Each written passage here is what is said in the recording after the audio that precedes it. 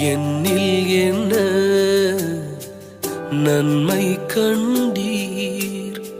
என்னை அழைத்து உயர்த்தி வைத்தீர். அழியும் என் கைகளை கொண்டு அழியாவும் ராஜ்யம் கட்டு. பைத்தியமான என்னை தெரிந்தெடுத்தீர். அழியும் என் உதடுகள் கொண்டு அழியாவும் வார்த்தையை சொல்ல.